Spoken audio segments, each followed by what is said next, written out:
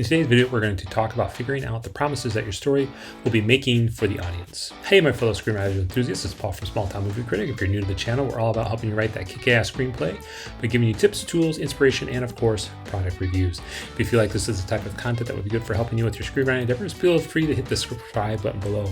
As we do each and every week, I'd like to welcome all of our new subscribers. This week, we actually broke 200 subscribers for the first time, so thank you. That's awesome news. Wonderful how the channel is growing. And just thank you all for walking with me through our collective screenwriting journey. So I'm glad that I'm able to bring you some good content and some stuff that you found helpful. So thank you so much. This week, I'd like to welcome this person. So I just want to make sure I don't butcher their name, and Greg Gillum. I wish you luck, both of you luck in your future writing and filmmaking endeavors. Now, today we're working our way through our video series, which talks about screenplay, taking a screenplay from idea to first draft. In the last video for this series, we looked about identifying the genre which would work best with your idea. In screenwriting terms, last week was a setup for this week's payoff of looking at the promises you're going to be making to the audiences. Now, again, we're going to be looking at the promises, your idea and genre that you're going to be making to the audience. So you might be asking yourself, promise. I'm telling a story. I'm not making any promises. Believe it or not, you're actually making a promise with each story that you write. Let me give you an example from the very first summer blockbuster ever, which was the movie Jaws, which was released in 1975. The logline on IMDb for Jaws is, when a killer shark unleashes chaos on a beach community, it's up to a local sheriff, a marine biologist, and an old seafarer to hunt the beast down.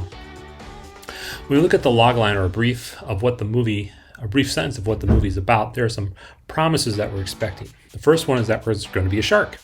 I know that seems pretty obvious, but it's still a promise that we're making. And we know that we're going to have the shark kill some people as well, because we hear that it's a killer shark. We also know there will be a confrontation between the shark, the local sheriff, a marine biologist, and an old seafarer. And we can look at the genre that this is probably going to fall under, which is the horror genre. So if this is a horror movie, then the audience can expect the promise is that they will probably feel fear, at least if it's a good horror movie. You know, there's a lot of horror movies out there that you don't feel fear at all, which is why people get upset. Now, Jaws delivers on all these promises. It's helpful as the writer to know these promises in the beginning so that we can write for them. It gives us material that we need to address in our screenplays and helps us to make a script that audiences are willing to watch and a studio is willing to buy. So let's dive into today and just look at the promises we are making today. Now, don't worry about fulfilling each of the promises yet. That's for a time down the road. Today, we're simply looking at what we are promising between the genre that we picked, or genres, and our idea. So the first thing we're going to look at is the genre or genres that you picked out from last week. So I'd like you to either put up a Word document, or if you have a sheet of paper or a notebook that you're doing all this in. So here are the questions I want you to consider. 1, are there any story promises in your genre? So if you have a romantic comedy, your promise is that you're going to have a couple, whoever they are going to find love. 2, are there any stylistic promises? And when I say that, you can think of Jaws, again, as a horror movie. We know that Jaws, since it's a horror movie, there's going to be scary elements to it. Number 3, are there any thematic promises? So if you have a quest movie, you may have a character overcoming internal doubt or finding out something meaningful about themselves during their journey.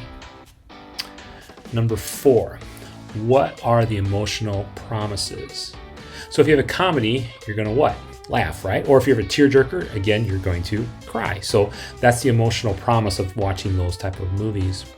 Number 5, what are the motif promises? Meaning, what elements are people expecting in your movie? So I have some Harry Potter stuff behind me. So if in Harry Potter, it wouldn't be Harry Potter if you didn't have some magic. So the motif you're expecting is magic. Or if you're watching Return of the Jedi or something out of Star Wars, you expect lightsabers and the Force. Number 6, does the genre promise you any specific characters? Now, if you're watching a slasher movie, there's going to be someone who is the slasher, right? So you're going to have a specific character. Number 7, what are the setting promises? So if you're set in a fantasy realm, you're probably going to have castles and villages instead of your typical urban landscape that you have around you today. Either that, or if you're doing a period piece, so if you're doing something from the Revolutionary War times, you're going to have a village that looks like it came out of 76. Number 8, what are the visual promises? So if you have a disaster movie, we're going to see a grand calamity on a big scale, right? So that's sort of what we get when we think of the visual promises. So we need to go through that for all of these for your genre. Next, we're going to ask a couple specific questions just about your genre to help in understanding just about your genre a little better. So these 3 quick questions are: what do people love about this genre? And 2 is the context, or the opposite. What do people hate about this genre? And 3 is a very interesting question. What are some of the cliches of the genre? Meaning, what are those things that are pretty worn out? What are some stuff that you see time and time again in these genres that doesn't work and you are always expecting? So I want you to take some time and write the answers out to all of these. Now, once you're done answering these first 8 questions, we're going to switch the ideas around. Or we're going to say we're going to take a look at your ideas. So I want you to look at your ideas for each of these different questions. And so what I'm going to do is I'm going to put up all those questions again, and you can use this as a guide to do it for your genres or your ideas. So make sure you have it all written out now, and I'll let you pause for a second here to do all that.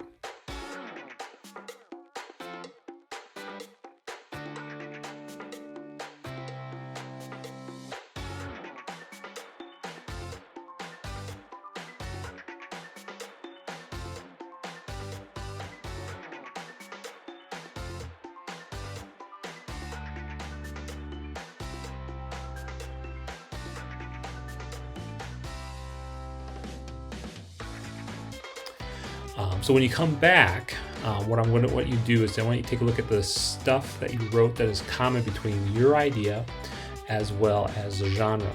And then I want you to circle those. What this is going to do is let you see the synergy between your idea and the genre. Now, again, in all of this, don't worry about solving the promises. We don't want to do that at this point right now. And all we're doing is just finding the promises. And that's our exercise for today's video. So thank you for making it with me this far. Now, again, I know this process it's going to take a while. You're probably thinking, Paul, this is enough. I can just get to writing. We're being very deliberate in this setup because what I've noticed in my own writing, and I've seen this countless other writers as well too, is we just go off on a mad dash and start writing, and then we get to the middle of the script and we run out of steam, or if we get that first script done, it doesn't make a lot of sense, or there's a lot of flaws in it. Not that the first draft won't have a lot of flaws in it, but being methodical about this, taking the time and going through these key lessons that we're learning, it's going to make that first draft even stronger. It's going to bring us up to a place that's a lot easier to edit and stuff like that. So like I said, I think the big thing to get out of this is hopefully by following all these methods, and we still got a ways to go. And so just to let you know, we are out a ways to go before we get to writing. And I know a lot of us get impatient really quickly, but again, it's really going to make it the words flow from our fingertips or into our fingertips. So now, did you have any ahas in this lesson for today? If so, write them in the comment section below, or if you have any questions, please put them in the comment section below. Now, before the end of the video, I just want to give you an update on my writing projects right now. I actually didn't get a lot done this week on my writing projects. However, that's for a good reason. I'm happy to announce I got hired to write lore for a video game that's being made. So I've been working on that pretty feverishly the last couple of days. And here's the crazy thing. I just asked the folks who were building the video game if they needed a writer, and they said, well, just send me a sample. And they read my sample, and I said, yeah, you're hired. Now, right now, I can't go into much detail about it, but as soon as I can, I'll post the information and the link to the game. But what I was reminded of, what this sort of happening was I just asked. I mean, I didn't, that's all I did. I didn't pester them. I just said, hey, would you guys need a writer for anything? And I think that's a good thing for us to remember all the time. We can always ask somebody, and the worst they're going to ever do is say no. But you never know, they might say yes, and that might get you a writing gig. So I hope that's sort of inspiration to say, hey, what if you sort of look around yourself and say, maybe I can do writing for X, or maybe my school has a play, and I can write that as a screenplay. Or some other type of thing, maybe somewhere else in my country, I could ask the local television network or something like that, or the local access network, and say, hey, do you need a writer? So, and the worst they're going to do is say no, but you never know. They might say, well, we don't have a project for you right now, but let us know in a little bit and we'll get back to you. Well, my hope for you this week is that your writing is going well, or as we all know, your rewriting is going well. I hope you've been able to carve out that time so you can work on that next kick-ass screenplay, because only you can make that next blockbuster that will help other people fall in love with storytelling like we all do. So until next week, keep writing and have a blessed day. Take care, and we'll talk to you later. Hopefully some more videos will be coming out this week as well too. I'm going to try to flesh out a little bit more. We'll keep going with our kit scenarios, but I also have a what you can do, how to have a screenplay starter pack, and have a free screenplay or starter pack that you can do. So I'm going to hopefully make a video about that as well too. All right, take care. Talk to you later.